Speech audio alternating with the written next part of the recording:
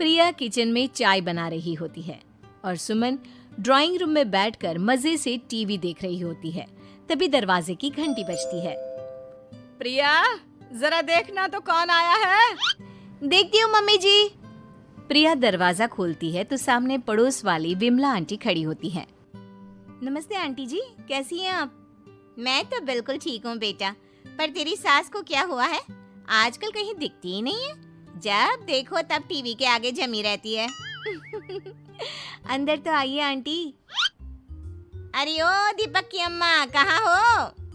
अरे बिमला, आओ आओ, क्या बात है, बड़े दिन बाद याद आई तुम्हें मेरी। मैं तो हमेशा ही तुम्हें याद करती हूँ, पर तुम ही गायब रहती हो और आजकल तो बाहर भी नहीं आती जाती।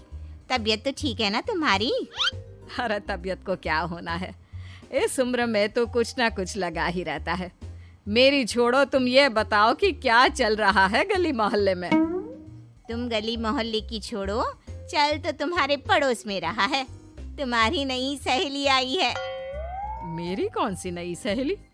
मैं तो यहाँ बस तुमसे बातचीत कर लेती हूँ या फिर बाजू वाली शर्मा की बहू से 2-4 बातें कर लेती हूँ। इसीलिए तो कहा कि तेरी नई सहेली आई है। अब कोई पड़ोस में आया है तो बात तो होनी ही है। कम से कम इसी बहाने हमारा भी एक ग्रुप बन जाएगा। फिर सब मिलकर अपनी बहुओं की शिकायतें किया करेंगे। दोनों हंसने लगते हैं। तभी प्रिया चाय लेकर आती है और सामने टेबल पर रख देती है। दोनों चाय पीती हैं और बातें करते हैं। चलो मैं चलती हूँ, अब कल मिलते हैं। राम राम। अगले दिन प्रिया किचन में कुछ काम कर रही होती है और सुमन आराम से सोफे पर बैठकर मटर छिल रही होती है। तभी डोरबेल बजती है। प्रिया दरवाजा खोलती है तो सामने उनकी नई पड़ोसन खड़ी होती है। जी, आप कौन? मैंने पहचाना नहीं। नमस्ते बेटा, मैं शारदा, आपके बगल वाले घर में अभी 2-4 दिन पहले ही शिफ्ट हुए हैं। ओह अच्छा। नमस्ते आंटी, अंदर आइए ना आप। देखिए तो मम्मी जी, आज कौन आया है। इतना कहकर प्रिया किचन में चाय बनाने चली जाती है। नई पड़ोसन को घर पे देखकर सुमन थोड़ा हैरान हो जाती है। नमस्ते बहन जी, मैं शारदा, आपकी नई पड़ोसन। अच्छा, आप हैं हमारी नई पड़ोसन। आइए आइए, और बताइए कैसी हैं आप? जी बिल्कुल ठीक हूँ।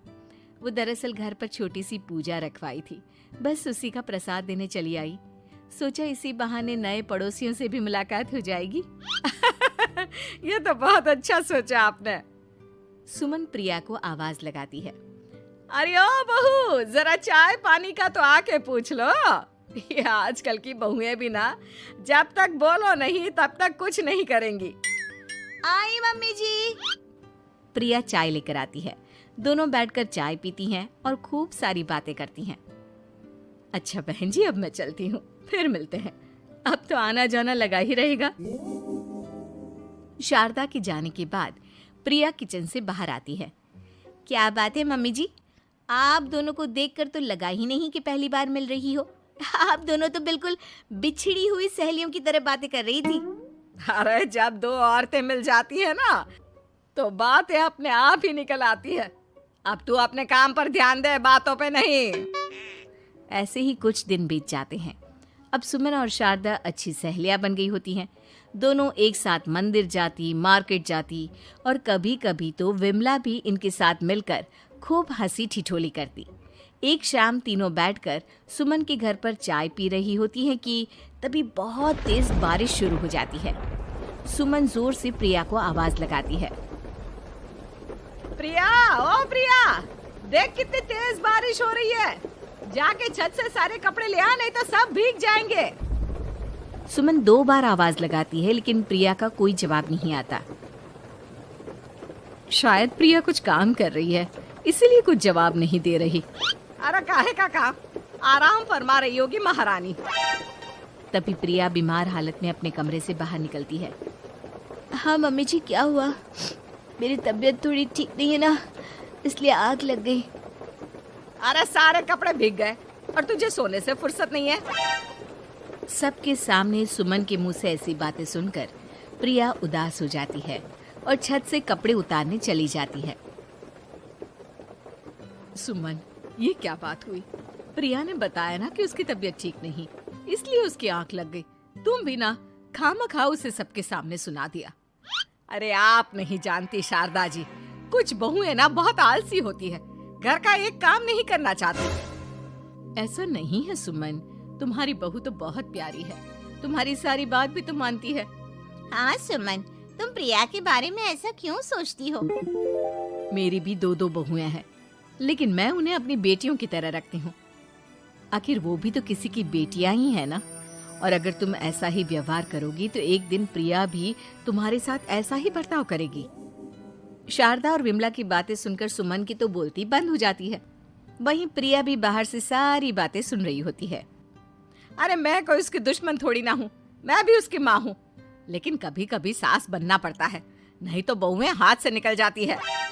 देखो सुमन, ये सब सोच का फर्क है। अगर तुम ये सोचोगी तो कभी प्रिया को अपनी बेटी नहीं बना पाओगी।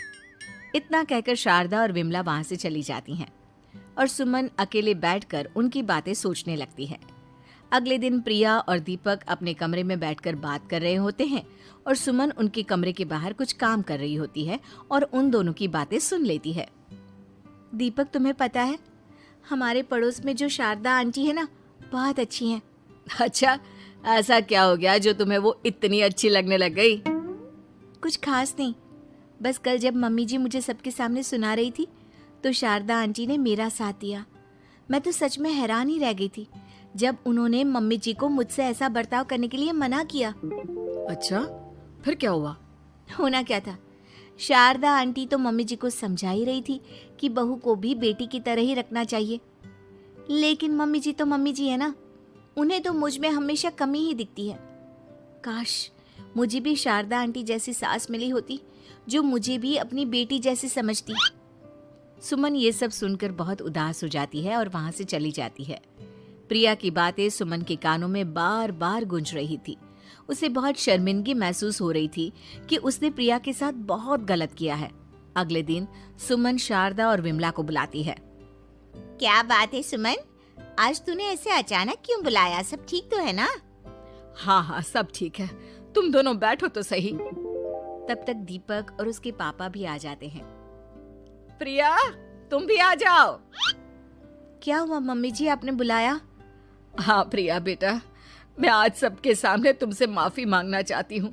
मैंने आज तक तुम्हारे साथ बहुत बुरा व्यवहार किया है, लेकिन तुमने कभी भी मेरे साथ बुरा बर्ताव नहीं किया।